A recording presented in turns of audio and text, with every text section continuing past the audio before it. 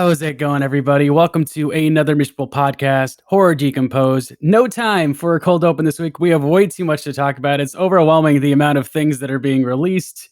There's, I feel like, a different news story every day. For a second, it looked like the rights to Friday the 13th were fixed, but they're not. Unfortunately. Yeah, don't trust Corey Feldman. That's your own fault. He's one of the Frog Brothers. It's in my DNA to trust him, man. You know. But let me introduce these fine fellows next to me. My name is Zach. Also, I got to give a big happy belated birthday to our own Professor Casey here. Thank Casey, you. say hi. Hi, I'm sitting here recording on my birthday weekend at 7 a.m. Good times. I'm sorry, Casey. I'm sorry. Did you go see M. Night Shyamalan's Old in celebration? No, I've been avoiding theaters again. Things have been kind of bad COVID-wise again. Yeah, it's like we hit a big old reset button out here. Mm-hmm. Yeah. Oh man, if you look at a map, Arkansas is like red hot right now. We're embarrassing. Gosh. It's like, imagine the place with the lowest test scores having the most disease. Wonder if there's a correlation. Perhaps. It is definitely possible. And the scholarly gentleman you just heard talking is our own Kris Pistol, who's also a professor. Hi, I'm a professor. I talk with an English accent at times and have a pipe on the ready. I thought about, like, what if I walked in on my very first day of class with, like, a pipe in hand and just talk like that the entire time? And then didn't do it for the rest of the year. I think you'd instantly become the best professor on campus. I mean, you already probably are, but I'm just, that would just cement your legacy right there. Yeah, it'd only be worth it if I did it the first day and then never did it again and never acknowledged it. If you did that, I would just start calling you Professor Plum, probably. I would play Professor Plum in a heartbeat in a Clue remake. So like I said, we have a billion things to get to, so let's wrap up our thoughts on the Fear Street trilogy. I don't know if this counts as a feature scare or not. I guess it does, since the first one was a feature scare, so here we go. This is the feature scare.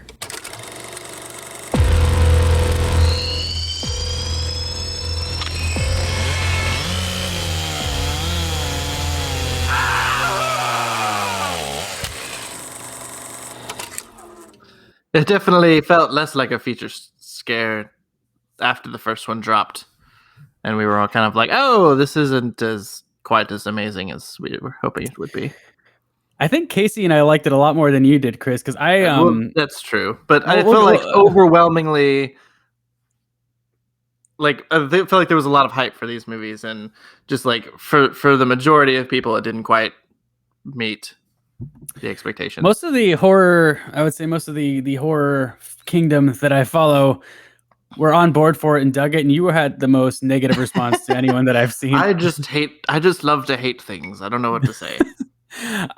So yeah, let's talk about Fear Street Part 2 for a bit. 1978. For me, I thought this was the strongest of the entries. I really liked this. I was so on Part 1. I enjoyed elements of it. I liked the whole monster mash thing that was going on. But I thought they were throwing way too much exposition at us, and the characters I found grating initially just because they were so teenage angsty, especially Dina, and I didn't think that they were doing the actress any favors. I think she's much better off in the second two parts, especially Part 3, which we'll get to in a sec. But Part 2, I really liked the cast. I really enjoyed the story between the two sisters. I liked kind of the mystery behind C. Berman. And I thought the way they unraveled kind of the Sarah Fear stuff worked really well in this story. I mean, I love a summer camp slasher.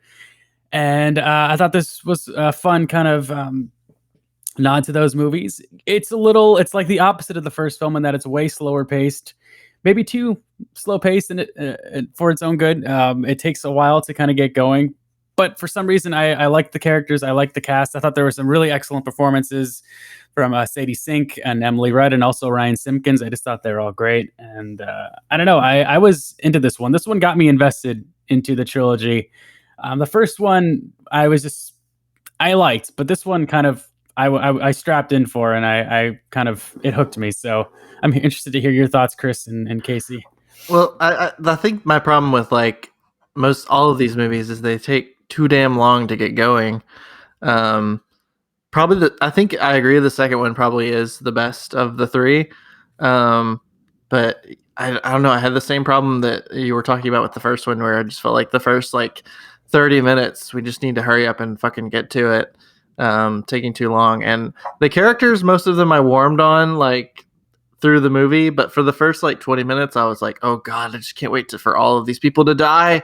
Just so many of them were grating on me, and just well, I don't understand why everyone is so damn hostile towards each other. Can we not have one person who's just chill? We don't even really get much of a. I mean, was there a comic relief in the second one? I don't even remember. We barely get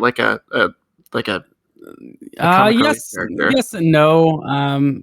There's the one dude with the curly hair that I think was in Halloween that bites the bullet in Halloween as well. He's only in it for a few scenes though. Yeah, he feels like he got really sidelined. I think Ryan Simpkins and her they're sort of the druggy couple, you know.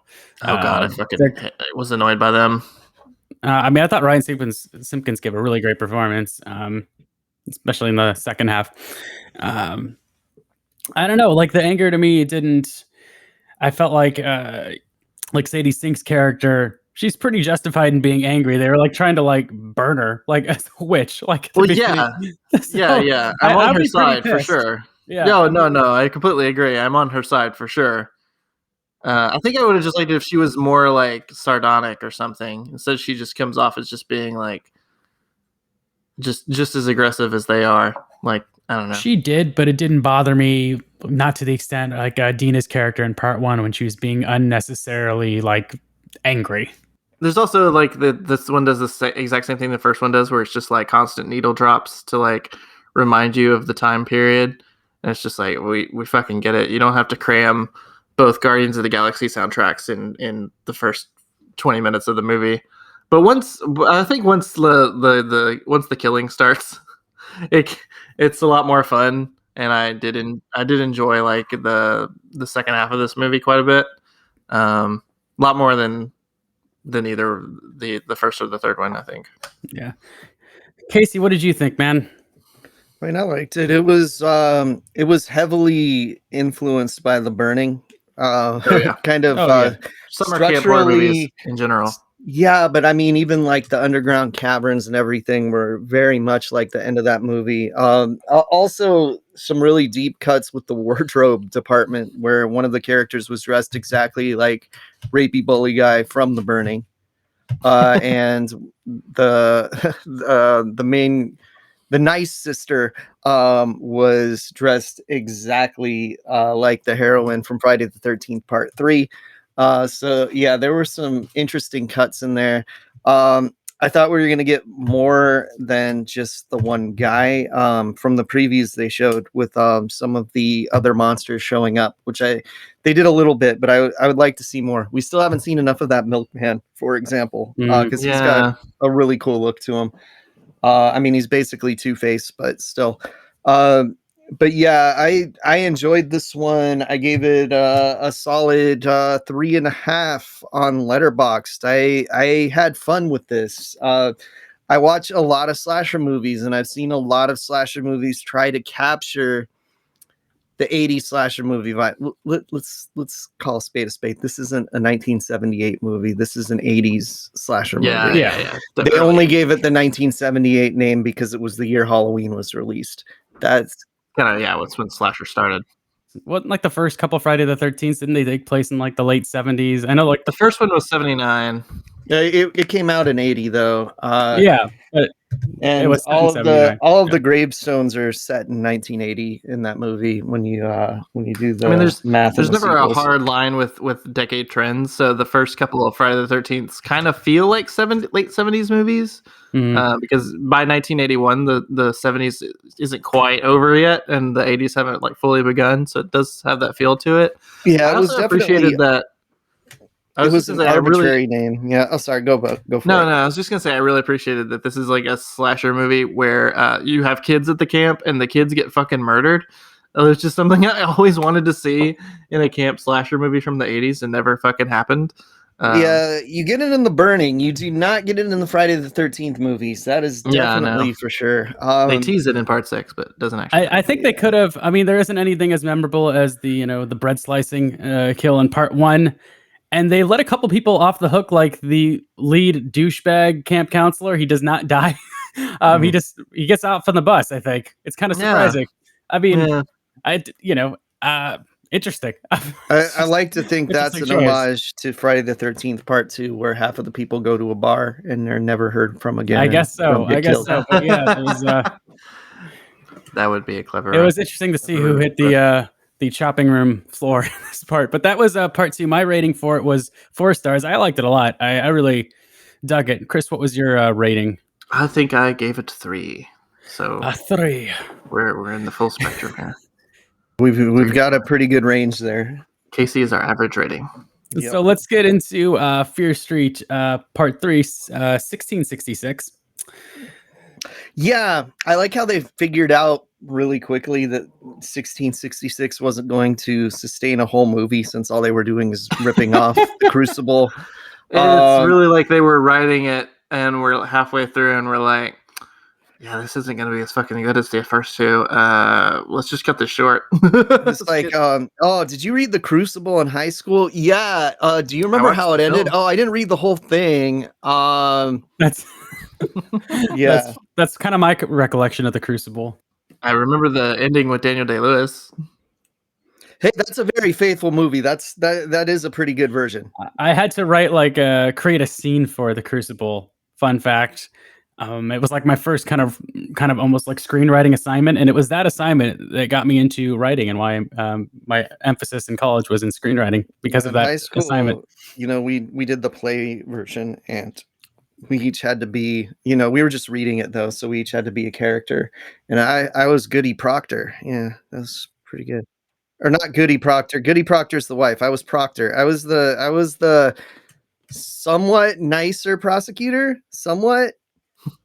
Well, if we're gonna kind of get into spoilers, since the twist is kind of half revealed halfway through this movie, did anyone figure it out even before the movie started? Yeah, pretty much. I kind of deduced it by the second movie. That good was evil. Yeah, I mean, I kind of had my suspicions at the end of the first, but the witch was going to be at least that the witch was going to be a bait and switch.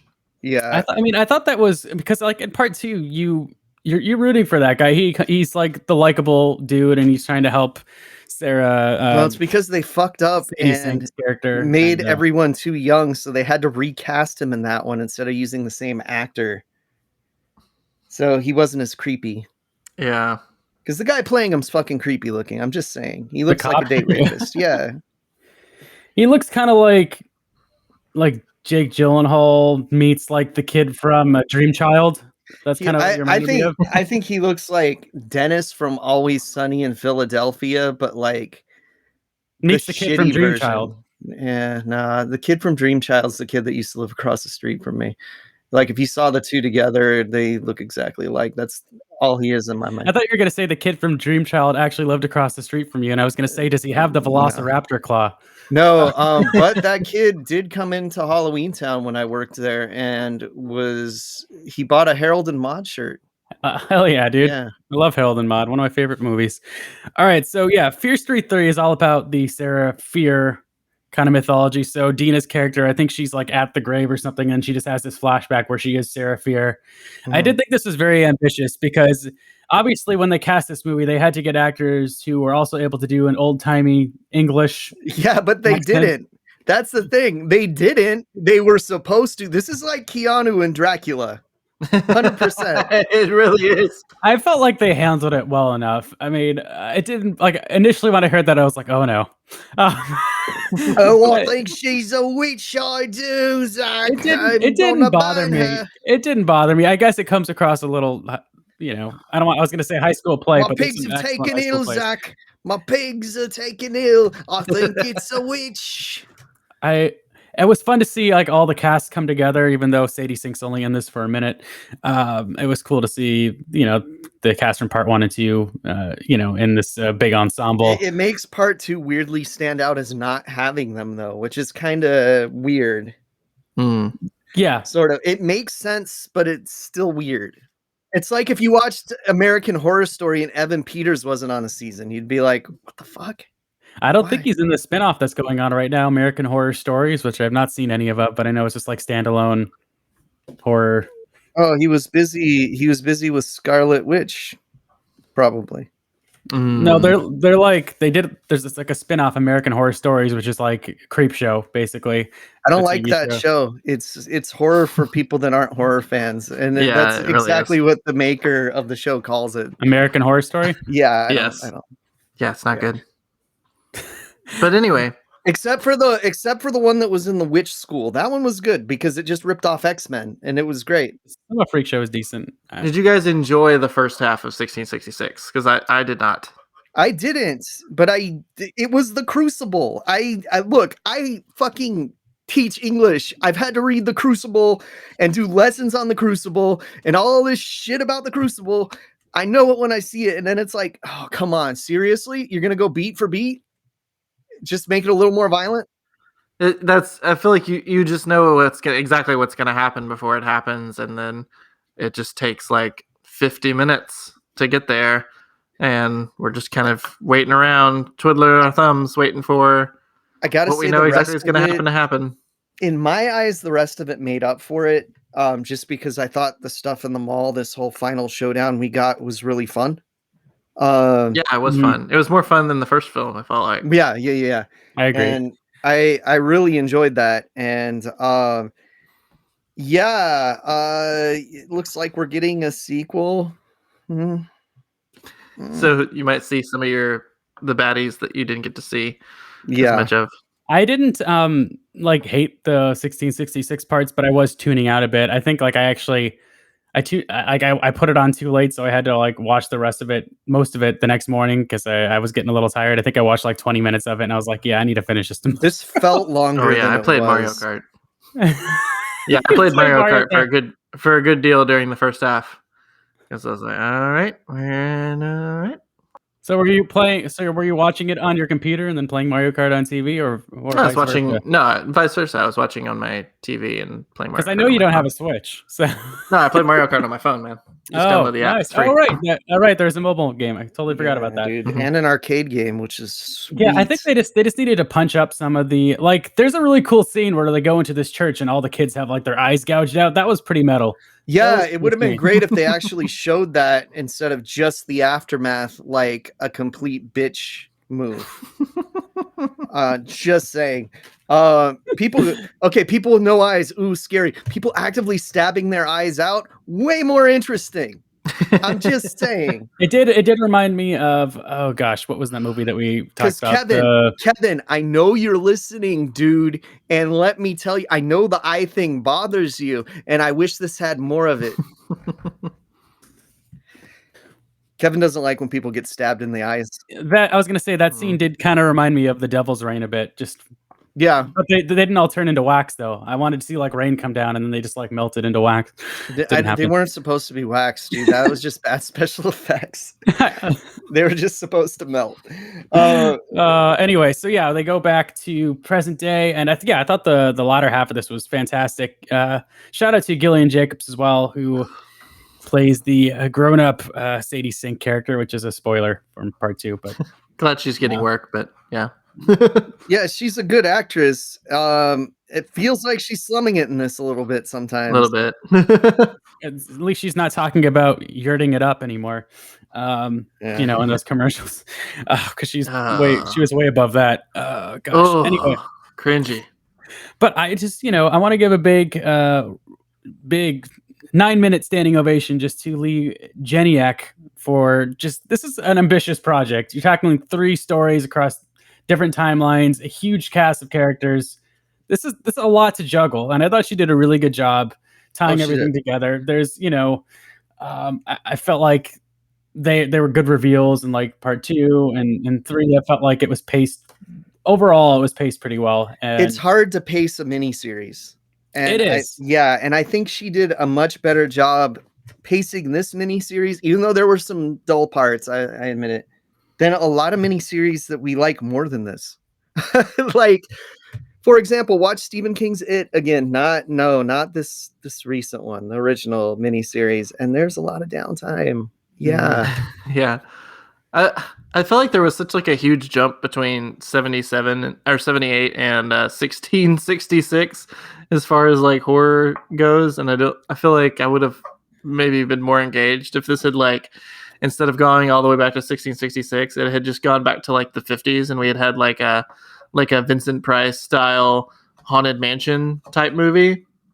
That would have been first cool. half, or at least like they could have doubled down and made the entire movie that way instead of just copping out with the first half. I wanted to see more of the young girl we see her mom in part 2, and she comes back at the end of part 3. But her like daughter that went crazy and killed, what was her name? Ruby Lane, is that it? Yeah, yeah. I wanted to see more about hers, and I'm surprised we didn't go back to that. But I understand why they kind of had to tell Sarah Fierce's story, you know.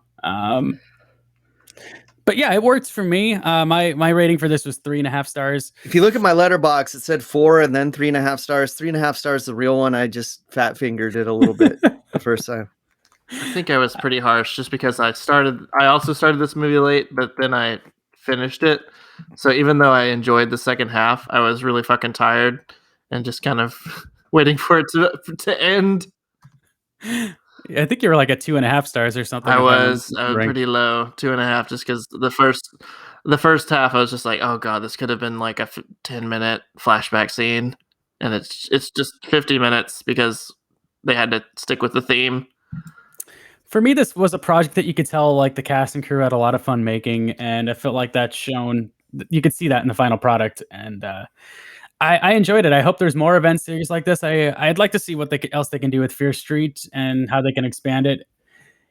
It'll be tricky, but I think there's plenty of interesting characters that we saw glimpses of, in this film, and throughout the trilogy that they could expand on. And obviously, someone steals the book at the end of this film, so they're setting it up for more. There's 17 Fear Street books, and the show didn't really use a whole lot of them. So yeah, they have plenty of room to work. I mean, they did they have plenty of room to work with. Maybe somebody will bring Goosebumps back and make it good. Mm-hmm. Yeah, I don't know if they're gonna do that. No, now we're gonna get what is a Nightmare Room feature adaptation. I'm just making that up out of my ass. I don't know if they're doing that show was terrible. Nobody remembers the Jack Black Goosebumps movies, so just do it again. I do. I thought they were fun. I loved the first one. The second one, I fell asleep at a. They're fine. They're geared more towards like the middle school crowd, and that's fine. They're fun.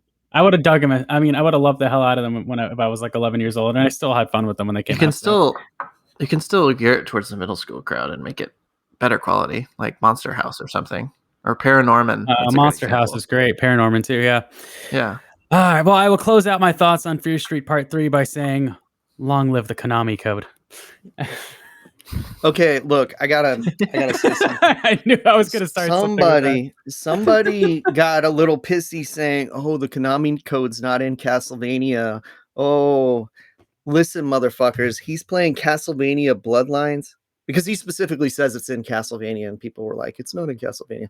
He's specifically playing Castlevania Bloodlines in the first episode, and that does use the Konami code. So eat shit.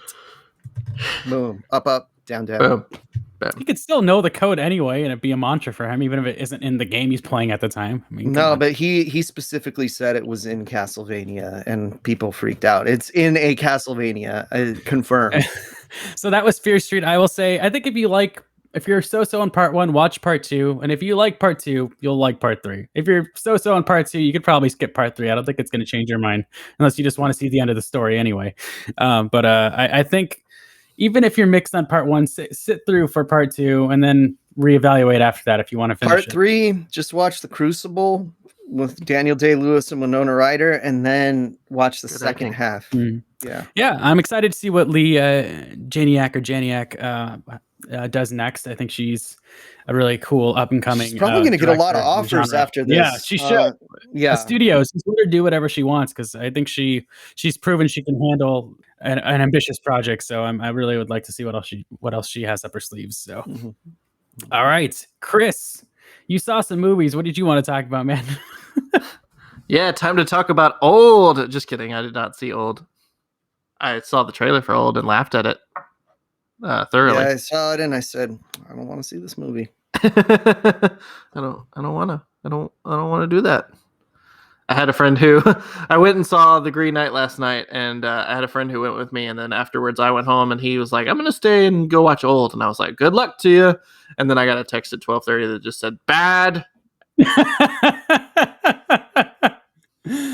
Oh, man.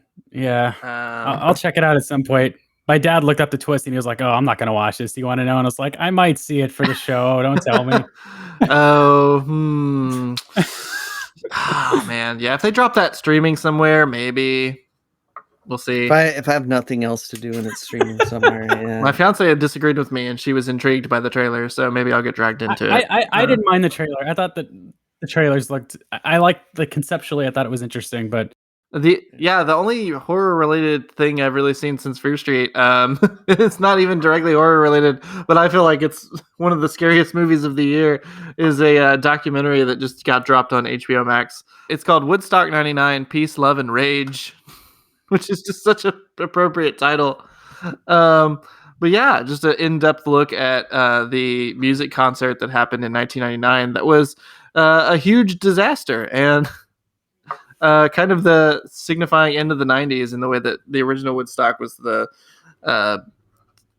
peace, love generations end of the 60s.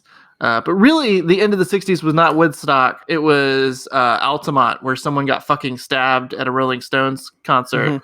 Mm-hmm. And this is really sort of like that equivalent. It's that sort of just bad energy culminating in a disastrous event and a showcase for why maybe just this many people should not be all together at one time. Mm-hmm. Yeah, ever. Like Woodstock 94 was a bad idea. So that was more successful. They talk a little bit about that at the beginning and how that was actually a success, and that's what kind of sponsored Woodstock 99. See, MTV was so heavily involved with it though that it kind of had to be at that time. Like, man, very muddy and dirty, and I won a contest where I won a Woodstock 94 prize package, so I have the whole thing on like VHS somewhere. It's the millennium was coming up. People wanted to rage before the world ended. It's true. It's really interesting how it takes a minute to just look at sort of the landscape of popular music throughout the 90s, and how at the beginning, we had Nirvana and we had Pearl Jam. We had all these bands that were, hard rock, but really like run by very intelligent, very thought-provoking artists who are writing rock with much more of a, poetic and sophisticated edge. And by the late 90s, it just degrades as far as like popular music goes into fucking Limp Bizkit. Just white dudes who just want to idiot rage. And, I like some of these bands, like, I'd be fucking lying if I said I wasn't listening to Korn in 99. No, and fucking Rage Against the Machine was on the show. Oh yeah, Rage Against the Machine are great. They kind of stand out. Korn has corn powers, man. Yeah, I mean, okay, they solve mysteries. They uncover pirate ghosts. Okay, this is the lineup of Woodstock. I love that episode of South bands. These are just the ones that came up. Okay, so Limp Bizkit, okay, says it all. Korn, Rage Against the Machine, love them. Kid Rock, Red Hot Chili Peppers. No, Kid Rock. Red Hot Chili Peppers are a poor man's Faith No More. DMX. DMX was at Woodstock 99. All right. Metallica. Alanis Morissette. Wow. Creed. Ooh, no. Bush. Alanis Morissette is talented. Come on. Jamiroquai, some good stuff. Counting Crows. Oh my God, no one's ever made me change a channel so fast. I like Counting Crows. You would. Megadeth, love Megadeth. Dave Matthews Band, come on. It's a confusing lineup. Yeah, Dave Matthews it's very confusing. All I think about when I think of Dave Matthews Band is when he dumped the poop on the people in the boat by accident. Korn and Alanis Morissette and Counting Crows, those are two different festivals, right there. Like, right. Okay, and it talks about how there were so few female artists at the show. They basically had one per day. Yeah, they had Sheryl Crow and they had Alanis Morissette, and that's it. And Jewel. Oh, Jewel's not on this list. Okay, yeah. Jewel was like I think the last day or something. But yeah, they talk about just like how if you're thinking Woodstock, this is not the sort of lineup you would imagine for a festival that's all about, peace, love, and just like hanging out to music. It's more just like, well, how can we get a fucking rager on and make sure that and guarantee that this place will be burnt down by the end of the festival. That combined with the intense heat of how this festival was. They had it in a fucking old army base, so they're just like cement tarmacs as far as the eye can see. Not pleasant. Not pleasant at all.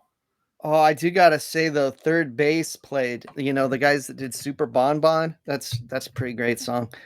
Let's see. Oh, I'm just looking at this band's lineup, and there's some interesting ones on the stage that like other stuff was happening. I mean, you got James Brown. That's pretty amazing. That was one of the more like, what? He was like the opening act for James Brown. Yeah, he's the first person on the East stage. It's like, what the Insane Clown Posse.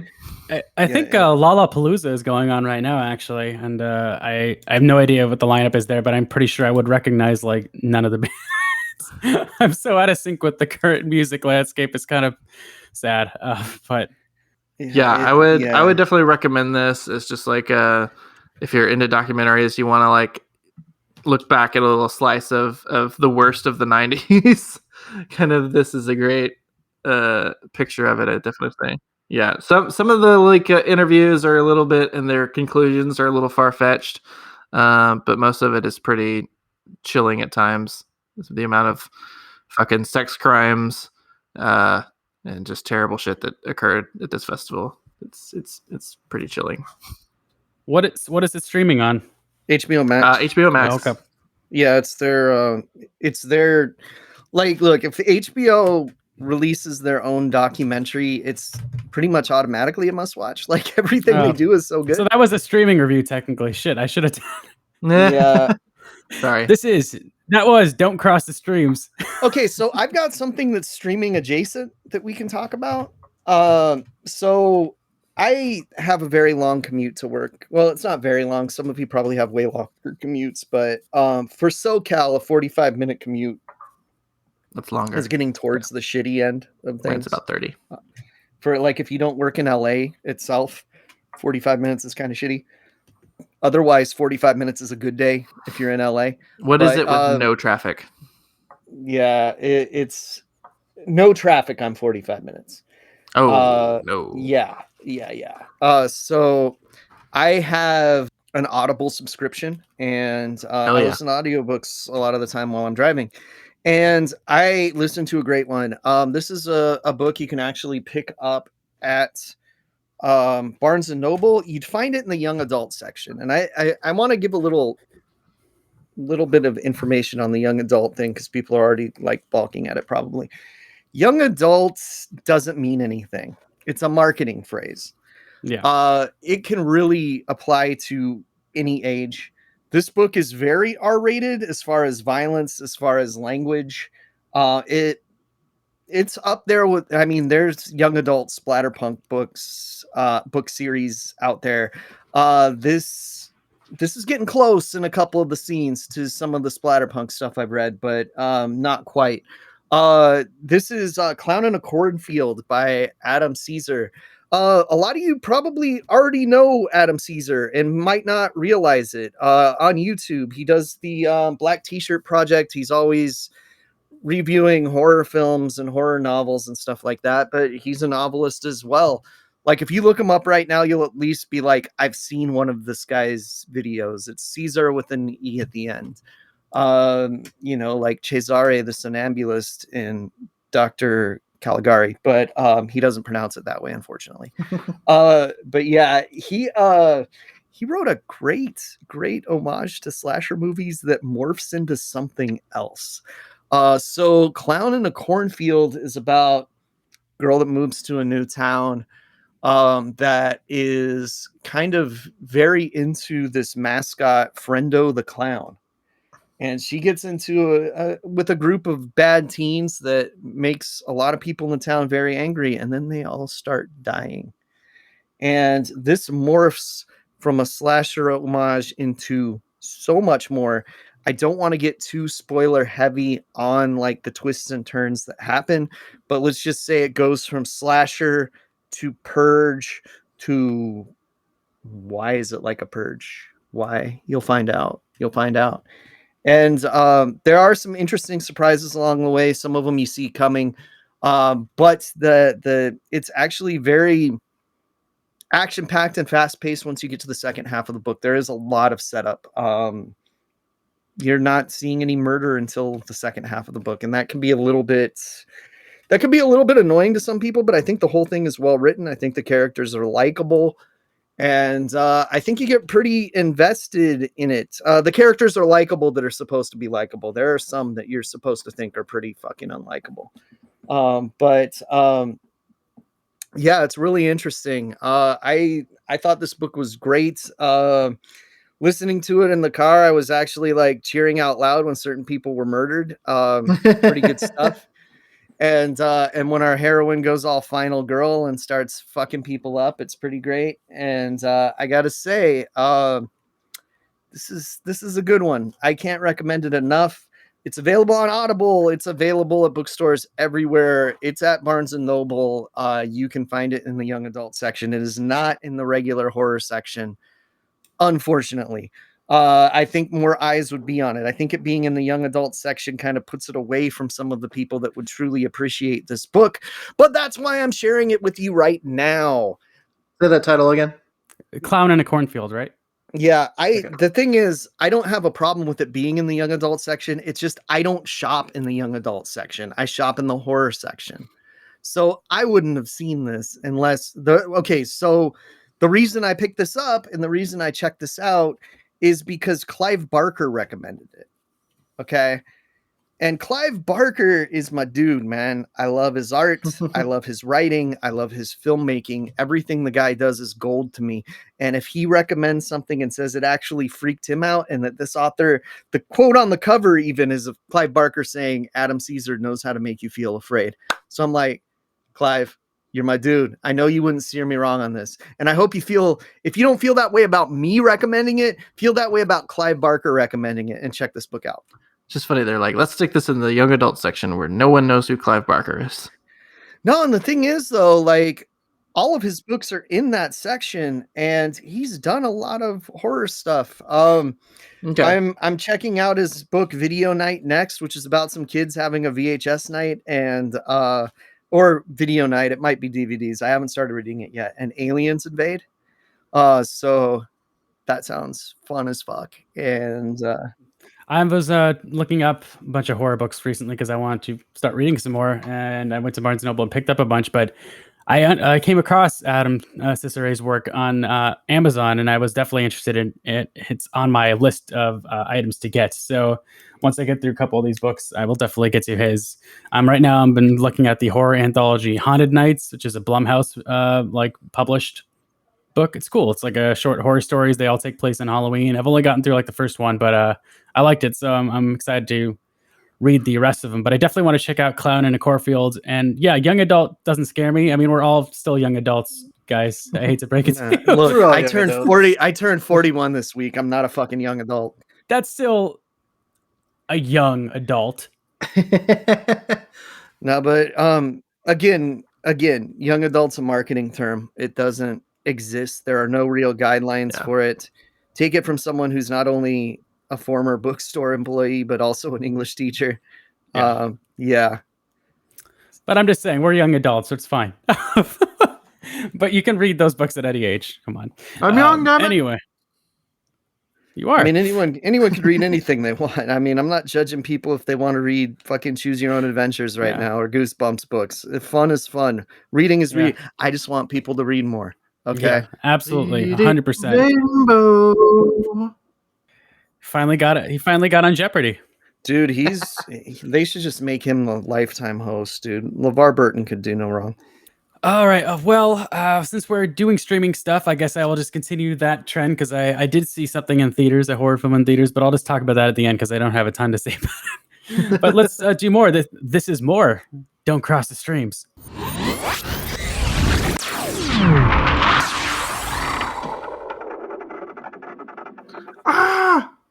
See, I had to get the theme in there since I didn't realize Kris was doing a streaming review earlier. Well, most of the movies aren't in theaters anymore, Zach. So like, Don't Cross the Streams is just gonna come every movie. Not every movie. It's changing. It's. All right. So I've watched a couple different horror films on streaming this week. Let me talk about the Shudder release I watched. This is Vicious Fun, directed by Cody Callahan. I think this is like one of his first big releases. It's fun. I don't know if I'd say it's vicious. I think it could have been a bit more vicious. It's fun. But I liked it. So it's about a budding horror critic, kind of like us. And he somewhat awkwardly stumbles upon sort of basically an AA group for serial killers. And then, shit hits the fan when they uncover that he is not a serial killer himself. And it's very goofy, tongue-in-cheek. David Koechner has a fun kind of guest spot in this film. He's kind of like the leader of the AA group. I think you guys would dig this. It's a fun Friday night, popcorn munching, B movie. It doesn't take itself too seriously. The lead, Evan Marsh, who I haven't seen anything before, but he's really endearing in this, very likable. He comes across really well. It's he's kind of like this playing this really kind of try-hardy. He has like a horror magazine, and he's trying to like pump himself up, but you can tell he's really secretly like insecure, and he doesn't believe like the shit that's coming out of his mouth, and he's trying to kind of act like he's a bigger deal than he is, and that's kind of a lesson he learns throughout the movie, and that he's kind of just questioning a lot about himself and trying to figure out who he is, and I think it comes across really well. And the kind of support group of serial killers that you meet they're a lot of fun. Casey, you will dig this. One of them is Robert Millay, ex-WWF wrestler Kurgan. Yeah, great. Yeah, he's in a lot. Dude couldn't work. He's great in this. He basically is like playing like the Drax Guardians of the Galaxy. He was awesome in Pacific Rim. Yeah, he's the serial killer he's playing is more or less like Jason Voorhees. Basically, is what he's a guy that like stalks like sorority houses and stuff like that. And we also get to see Julian Richings, who is in Anything for Jackson and Wrong Turn. He plays like a creepy kind of clown serial killer. So you kind of meet these guys in the support group. The disappointing part about this is that you don't really get to, as they're kind of talking about what they're doing. It would have been nice if they spliced in kind of like flashes of them killing as these characters, because you get action sequences later on when shit hits the fan. But they're kind of limp, and that's my biggest issue with the movie. It felt like they didn't have the budget to really do anything that crazy. They're sort of just awkward, and they're not very crisp. There's gore, practical effects, but there's nothing that creative or anything you haven't seen before. And I think that was like the weakest element of this movie, is that just the action sequences they lack kind of suspense. The climax at the end, the kind of the showdown that they build up to, is sort of weak. It's not much of a showdown. You should have watched Skull the Mask instead. Yeah, well, I need to watch that. I still recommend this. It's a lot of fun. I think I'd love to see like a whole movie based around Ari Millen's Bob, who was one of the serial killers. Ari Millen was in Orphan Black, if you haven't seen that show. He's really great. He's just kind of this really unhinged. His character is a serial killer that just takes on a bunch of different identities. He's kind of really blend in. And he's kind of how Joel, the lead character of the movie, finds the serial killer group, because he's like dating his roommate who he has a crush on. And so he tails him after he leaves, which is a little creepy. But he tails him to this bar, and that's kind of how it starts. But he's great. He's really fantastic. So I think this is a lot of fun. I definitely recommend it. And another great release from Shudder. So I gave it 3 stars. So that was Vicious Fun. Yeah, I'm looking at my Letterboxd. Yeah, I just haven't been watching just haven't been watching a lot of movies lately. I do have a stack of movies to get through. Some of them are horror adjacent.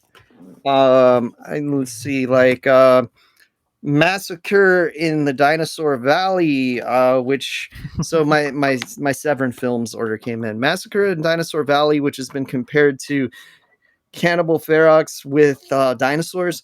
Sounds amazing. Then I got a trio of so the Mad Max movies are good and all, but the true love is Italian Mad Max ripoffs. Okay. So I got Endgame, I got Raiders of Atlantis, and I got Warriors of the Year. I can't see because my light's not bright enough right now. 2072, sorry, which is Fulci doing a post-apocalyptic Mad Max ripoff.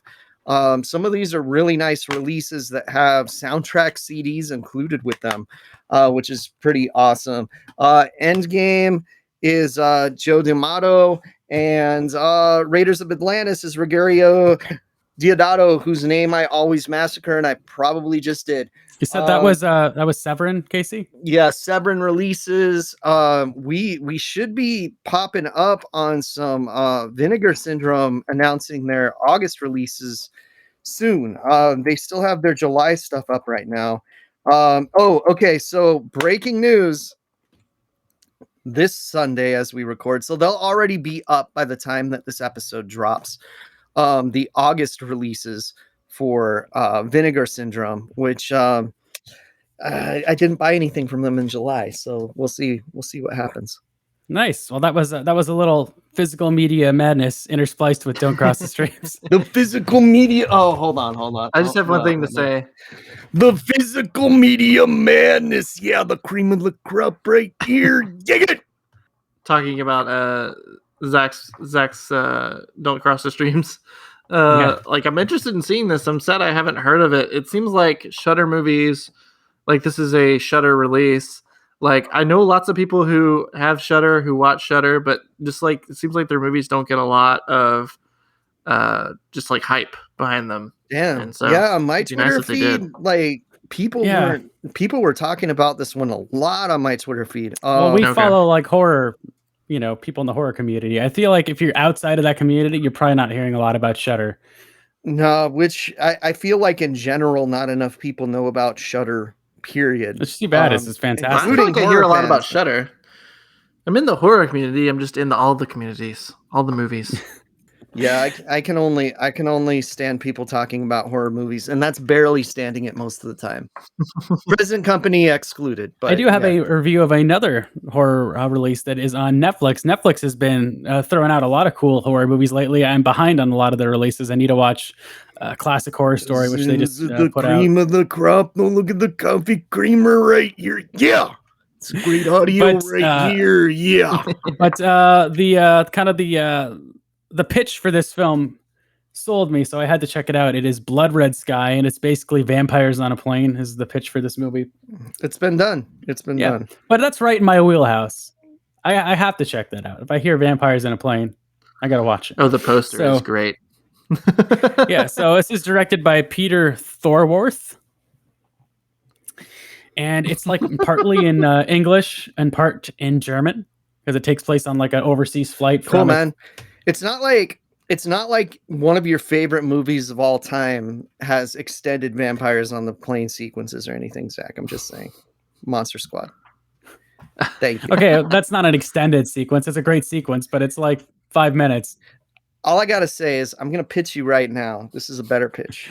Vampires on a submarine.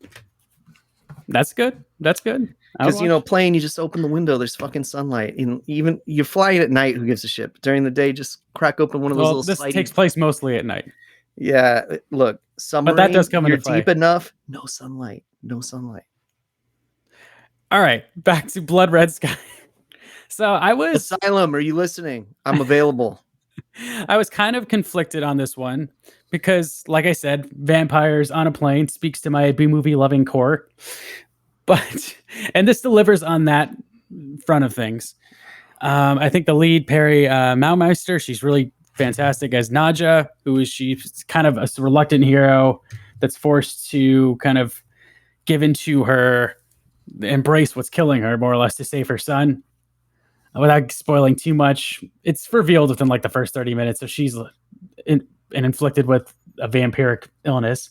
And I've had it with these motherfucking vampires. See, this is why we should be a video podcast, because I have Samuel L. Jackson on my screen right now. I'm sorry, continue.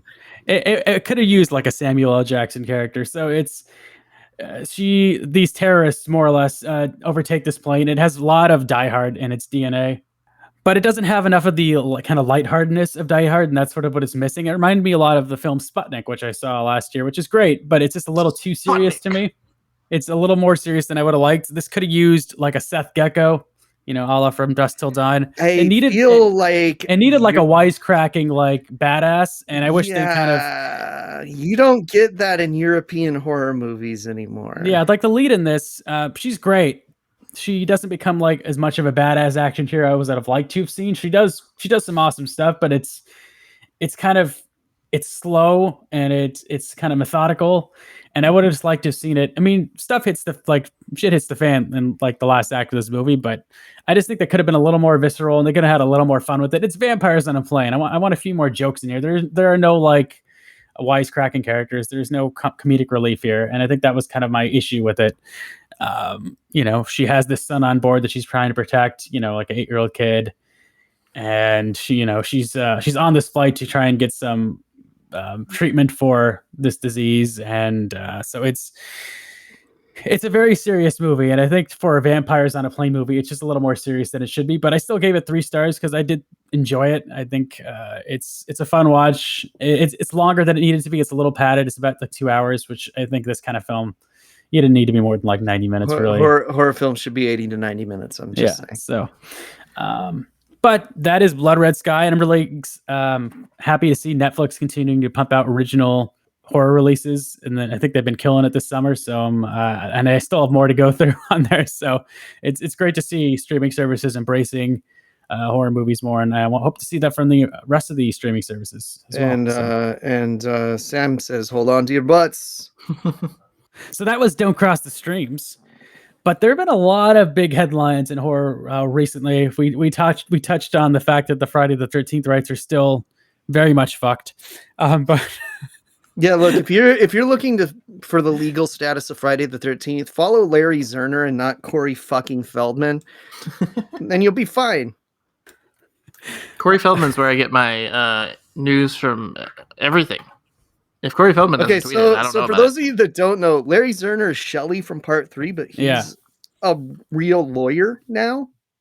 And so he's kind of been the legal counsel of the Friday the 13th franchise, which is awesome. It's amazing. So in the family. I just want to say that Corey Feldman and Larry Zerner are both welcome on the podcast anytime. In fact, we should get them both on at the same time. Dude, look, I could talk to the Feld dog all day. I wouldn't even talk horror movies. It would be Licensed to Drive. What they need to do is make a movie about different cast members from the Friday the 13th franchise going on like a camping trip together and just having a lovely time. Well, they do kind of. There's a book, Grady Hendrix's Final Girl Support Group, which I bought, which kind of crosses over the survivors, but they're all kind of PTSD victims in a support group, and then some of them start dying. And I think it's already been picked up.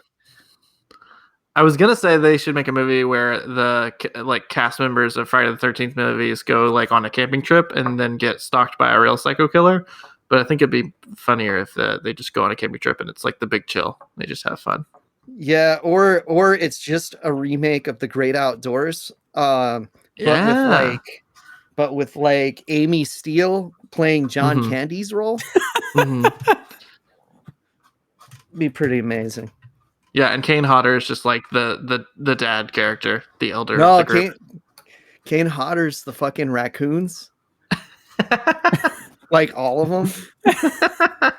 And then like you get Derek Mears to play the bear. Oh, it works. So it's just a direct remake of The Great Outdoors. Oh yeah. Shot for shot remake. Shot for shot. In other news, the best summer. Look, sorry, Zach. This is the best summer movie ever made. Watch The Great Outdoors. This has been like such a train wreck trying to actually organize these segments in this episode. I'm sorry, listeners. The audience doesn't come for organization. They come for hot takes and Samuel L. Jackson action figures. Okay, well, I want your hot take on this. Blumhouse is kind of rebooting The Exorcist. They're making sequels, kind of like the Halloween franchise, like they're doing with that. So, how do you guys feel about sequels to The Exorcist, new sequels? Okay, it's cool, dude. Exorcist 2 fucking sucked. 3 was the shit, though. 3 kind of ruled. I don't want to erase 3. I don't know. I just know they're gonna make it into like a Conjuring-esque type of just like jump scare action movie type of horror fest, and it's just not. I mean, it's not what the original Exorcist is at all. I feel like it's been just like co-opted into that sort of thing. Yeah, so Blumhouse probably won't be my jam, but do what you want. my video game homies are gonna know what I mean by this, but Blumhouse is kind of like the Ubisoft of fucking horror movies. That all their movies kind of the same sort of thing going on. I don't expect them to do much different, and that style doesn't really fit The Exorcist. But you know what? They'll make them for like cheap. They'll get enough of a profit that they'll be successful, and even if people hate it, they're going to make a lot of money comparatively, because possession movies are cheap. You don't have to do shit. You just have someone laying on bed going, but I'm sure they're going to over CGI it and do stupid shit, but we'll see. Hey, you know what? I'm for it because it's going to introduce a whole new generation of budding horror fans to The Exorcist, which I think is fantastic. Plus, anytime I can hear Tubular Bells, I'm psyched. So I'm excited to hear. Did you guys see The Exorcist? Did you guys see The Exorcist TV show from a few years ago? I didn't. I've seen episodes of it, and all I got to say is it's better than the Poltergeist TV show. Oh, there was a Poltergeist TV show? Yeah, when did that come out? Showtime, I think. Yeah. Poltergeist Legacy. People told me it was good, The Exorcist one, and I couldn't get through it. It was just it's still better than that. It's still better than the Poltergeist series. Look in horror adjacent and remake news, our boy Taika Waititi, he's gonna do Flash Gordon. That's that's perfect. All for it. Perfect. And apparently it's gonna be live action now. Well, yeah, Flash Gordon's always live action. No, it was supposed to be animated initially. I just saw like interesting. I never saw that. But it's gonna be live action. I mean, Thor Ragnarok basically is Flash Gordon, so yeah, down. I'm really interested in your thoughts on this next item. So, after years of wondering what was going on with the Guillermo del Toro Haunted Mansion, Disney has apparently greenlit a Haunted Mansion reboot with Lakeith Stanfield and Tiffany Haddish. So they're just doing the Eddie Murphy thing again. Okay, cool. Yeah, I'm cool with whatever they do. I'll see Stick a comedian in there. The Eddie Murphy movie was whatever. I do got to say, though, there's some great fucking zombies in that movie. Because there's some fantastic ones. It's directed by Justin Simien, who I think it's great that Disney's giving a shot to a really promising up and coming filmmaker. He did Bad Hair and Dear White People, so I'm excited to see what he does with this. I just think it's cool to see them giving opportunities like that. Like this is like a huge project, so I'm really curious to see what like this script of all of everything got them to go. Okay, let's make this. The script is by Katie Dippold. She worked on Parks and Rec. She's done a lot with Melissa McCarthy. She did The Heat. She did do work on the Ghostbusters 2016. She was at least a co-writer on that. So I'm cautiously optimistic. They're not going to make a horror movie. They're going to make comedies because I hope it doesn't lean. What I'd like to see is they don't lean too heavily into the comedy, because that's when you go on that ride. It's not comedic. There are lighthearted moments. It's all about the atmosphere, and I really hope they capture that more than they did in the Eddie Murphy It's all one. Comedy writers. It's all comedy actors. It's not a comedy director. I mean, some comedy by the director. Lakeith Stanfield has done a billion different things. Tiffany Haddish certainly is more known for her comedic work, but I'd love to see this go in like a ghost direction, like Whoopi Goldberg's character, not to like typecast her, but I'm saying I'd love to see her take a dramatic role here. I know some people are saying that maybe this could be like, maybe it's like a prequel, because her character is supposed to be a psychic. Yeah, so she's probably Madame Leota, and they're just trying to hide it. The story, the plot I have of this so far is that the story will follow a family that moves into the titular mansion. Stanfield would play a widower who once believed in the supernatural, but is now a rather lifeless tour guide in New Orleans French Quarter. And Haddish would play a psychic hired to communicate with the dead. It does sound like to me like a prequel that's setting up why the mansion is haunted by 999 ghosts or something like that. Or setting up some of the inhabitants of the mansion. What should be interesting to see. Yeah, I mean, I'm all in. The Haunted Mansion ride is one of my favorite things in the world. I just can't help but be a little sad and mourn the death of Guillermo del Toro's Haunted Mansion movie. Which we're always going to wonder happen. What that would have been like. Yeah, but I think Stanfield and Haddish they're great actors, so I'm interested to see how this turns out. I just hope it's not like too PG, and I hope they have some fun with it, and they really play up the kind of ambience of the Haunted Mansion and just the vibe of it. It's my favorite ride at Disneyland, and I want them to embrace the gothic, horror atmosphere of it. I hope it's not too over the top, hijinks, toilet humor, whatever. I just want them to never incorporate anything from it into the ride. And but be popular enough that they never do Nightmare Before Christmas holidays ever again. So yeah. So that was it'd be fine if they did that just in December, but they do it for like fucking 3 months of the year. Yeah, and then they shut it down for a month on each side of it to fucking put it up and down. It's terrible. And I'm fine with Jack Sparrow being in Pirates of the Caribbean. I think they use him well enough. He's not that obtrusive. No. And his animatronic is great. So let's do a little trailer talk, because we've gotten a few different horror trailers that have come out in the last week or two that I kind of wanted to get your thoughts on, guys. So since we're talking about Haunted Mansion, let's just get into Ghostbusters Afterlife, because I know that's the one you guys have all seen. Look, man, I'm there. Toys are hitting the shelves, by the way. Yeah, they're spoiling some things, but yeah, and I've seen them in the stores. They look great. The proton beams look awesome. I really want to see this movie, but all I really care about is Ecto Cooler coming back, and it's still not. It's been interesting to me to see that they still haven't used the theme song in any of the trailers, and that's got to be in the movie. Come on, like, it's a Ghostbusters movie. But it's interesting to me that they've been holding that back. It'll be like subtly woven into the score, I feel like. I hope it's just like in the middle of the movie, all of a sudden it's like a dance break, and they just like put on the music video for Ghostbusters, and everyone's like, "Get up on your seat." No, this is going hard. I feel like this is obviously going really hard into the Stranger Things territory. It is. So, yeah. I don't have anything against the 2016. I don't have anything against the 2016 version. The backlash against that was way overblown. Yeah, I mean, I didn't love it. It was all right. Like, it was what it was. There are elements of it that were fun. I didn't hate my life the whole time I was watching it, like I do with some movies. My main issue with that is that it was like not canon with the rest of the 80s Ghostbusters movies, and that the Bill Murray, Dan Aykroyd were it's just a different. Themselves. It's a different movie. It's a different tone. Yeah. I mean, it's tonally not make like it the original canon for the other movies. Mm-hmm. Like, if you want to stretch, you can make it canon for the other movies. But like, I don't know. Like, Ghostbusters movies, great. My real favorite thing is the real Ghostbusters cartoon, and I think it's perfect the way it is. I don't want to see that come back. But they're doing like real Ghostbusters style figures of the characters in this movie, and that's cool as shit. That's yeah, awesome.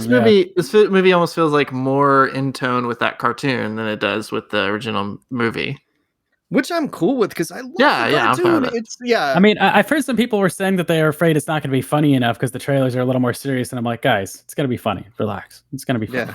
Yeah. But the original really did a great job balancing. There's some scary stuff in that. The visuals are fantastic. Gozer. Come on. I think it's. And I heard some people say they saw, I think, Gozer like her hand or something. Oh yeah, it could have been any. It could have been like anyone. But I don't know. I'm really excited for it, and I'm looking forward to that release. We also got This trailer is just weird as shit. Lamb. See you later, Kris. Gotta go. Oh no, Kris is going. I wanted to hear him talk about Lamb. Okay. Lamb looks really fucking weird. I don't know what to think about it. All right. Thanks, buddy. Bye, Kris. See ya. Kris had to leave us early, sadly. But yeah, Lamb. It looks like an A24 movie. So that's about as much as I have to say about Lamb. Numi Rapace is great. I still need to see Pig before I see Lamb. I don't think they're that related. It looks like Lamb is a bit more of a horror movie than Pig is. So yeah. I didn't watch this one yet. I don't know. I'm not big on watching trailers to horror movies, but Ghostbusters I had to watch. And you should watch Malignant. Movie. Malignant looks fantastic. I know there's an interview where James Wan said he was really influenced by, Argento and Cronenberg and Bava with this movie, and you can kind of tell that from the trailer. Don't have much else to say about it except that I'm excited to see it, and I'm expecting it to have a really pumping score. So James Wan always delivers, though, man. His work is fantastic. So I'm excited to for Aquaman. Yeah. That wasn't in his wheelhouse, though. This is in his wheelhouse. So I'm excited. I'm really looking forward to Malignant. Okay, a few more things to touch on, and I did actually see. I'll just mention it now. I saw Escape Room 2 in theaters, and if you liked Escape Room 1, you'll like Escape Room 2. If you didn't like Escape Room 1, well, you're not going to like Escape Room 2. But it's fun. It's from Adam Robitel, who did Insidious: The Last Key and Taking of Deborah Logan, and obviously the first Escape Room. I think it just doesn't really expand too much on like the mythos of Minos, the kind of villain behind the escape room. You don't find out anything else about whoever is running this game. And I think that's kind of the biggest disappointment for people that wanted to kind of find out more. You don't find out anything. You don't really find out much more at all about the operation. But like, as far as the game itself, if you like escape rooms, it feels like you're watching people play an escape room game just on a really large scale with, deadly stakes. You're seeing people look at clues and try and figuring out how to solve this puzzle. It maybe is a little too much of a accurate recreation of an escape room, because it really does feel like you're in an escape room watching people try to solve this puzzle. But the visuals are cool. They could have pumped a little more Saw into this, because the deaths are very tame, probably maybe even tamer than the first one. There's I'm not sure if there's any blood, and this is very minimal. So they could have done a little more with the death scenes that are in this. But it's still fun. I still like the Logan Miller and Taylor Russell. They're a really likable pair, and they're great in this. Was it rated PG-13 or something? It must have been, because there's nothing that's R in this movie. Yeah, it's PG-13. I mean, literally, you Google Escape Room 2, and it's right on the first thing that you Google. Oh, there it is. Yeah, it's PG-13. So yeah, there's nothing that gnarly in here at all. So my rating is 2.5 stars for this. I liked it more or less on par with the first one. I think the first one was a little more fun, maybe. I don't know. I still enjoyed this. I had a good time. It's just, don't expect anything crazy. But there's some cool visuals, and I hope there's more, just because I'd like to see how they kind of, what they do with this sort of escape room lore and mythos and everything. But yeah, just a few more things I'll touch on before we go. There's been so much in horror, it's hard to keep up with. I'm trying to balance watching new releases and watching older releases, and I really haven't watched as many older releases, and my backlog is infinite, it seems. So. But as far as some TV news, we got the Chucky TV series coming out in the fall, and that looks cool. I'm interested to see how they deal with. They're on Sci-Fi, so I can't imagine how gory it's going to be. I'll probably never watch it. I'm not a Chucky person. So. Oh yeah, Casey's not into Chucky. I like Chucky, so I'm just I'm looking forward to seeing how they reboot this. I hope it's better than what is it, Cult of Chucky? Or Curse of Chucky? What's the one that wasn't as good? Cult? Yeah, I think it's Cult of Chucky. They all aren't good to me. I don't know. Don't listen to Casey in this one. Don't listen to Casey. We got a tease for Simpsons Treehouse of Horror 32, which I'm super psyched about. It's a segment featuring a Vincent Price. And of course, our Vincent Price is not here right now. He just left. He's reading the Telltale Bart, which is a spoof of Edgar Allan Poe's The Telltale Heart. The artwork is fantastic. It looks great. Hopefully it doesn't get preempted until after Halloween like last year. But yeah, we see Vincent Price reading this story to Maggie, and it's great. I'm hoping there's more to it than what we just saw. And it wasn't the whole segment because it was only a couple minutes long. But I love Treehouse of Horror, and I'm just looking forward to a new installment. Yeah, lots of cool stuff is coming out this fall. What We Do in the Shadows season 3, one of my favorite TV shows going right now. That's coming out beginning September. Dexter is returning, which I'm also psyched about. We got some more mazes announced for Halloween Horror Nights. It seems like the lineup is pretty much set in stone. I think there's one maze they haven't announced yet. We're getting a Haunting of Hill House maze this year. We're getting The Bride of Frankenstein, I think Lives, I think is the name of the maze, which should be great. We're getting a new Texas Chainsaw Massacre maze based off 1974. We're getting, they're bringing back that Pandora's Box original maze, which I thought was fun. I know it got mixed feedback from some of the HHN kind of fandom, but I liked it. And so, yeah, I always love Halloween Horror Nights. We'll be interested to see how they deal with all the social distancing measures and stuff. And I'm just glad it's coming back. This year is obviously they're kind of more repeats than usual with the lineup. I'm really looking forward to Halloween Horror Nights. And yeah, so that's going to wrap up this episode. We had a lot to kind of sift through. There's so much horror news that's out there right now, and it's probably really have convention talk on the next episode. Yeah. If not the next episode, the one after that, but possibly the next episode. Yeah, that's coming up in a couple weeks. Midsummer Screams, Awaken the Spirits. So I'm really excited to go to a horror convention again. It's been way too long since that happened. So well over. Hell yeah. So you can find us on social media at twitter.com/AMPhorror, or you can just look up Another Miserable Podcast. You can also find us at anothermiserablepodcast.com. All our episodes are streaming there, and you can find all the services we're on. We're on every major streaming service, Amazon Music, Apple Podcasts, Google Podcasts, Spotify, Stitcher, everything under the sun and the moon. And we're also on YouTube, so subscribe to us there. We just launched some new artwork. Again, another big shout out to our buddy Kevin. Thank you so much, Kevin, for the amazing artwork. It is fantastic. Casey, where can they find you on social media? At Lucha Gringo on Twitter, at Lucha Gringo on Letterboxd, at Lucha Gringo on PlayStation Network. I'll fucking crush your dreams. And you can find me at twitter.com/earth2zach, earth the number 2 Zach, ZAK. I'm also on Instagram and Letterboxd under that same handle. You can find Kris on Twitter and Letterboxd at twitter.com/KrisPistole. That's KRISPISTOLE. Also want to give a big shout out to Andre Gower. He was just in the hospital with he had a massive heart attack that almost took his life. Fortunately, he is recovered from that. He's doing really well. There is a GoFundMe for his medical bills because it was exorbitant, as medical bills are. So please, if you have any funds, help him out.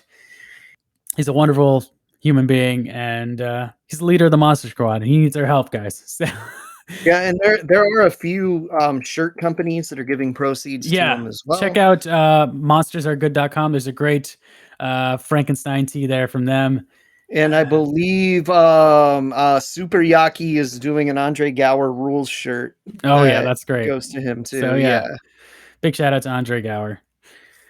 All right, man. I thought this was going to take a lot longer because there was just so much that's been out recently. Yeah,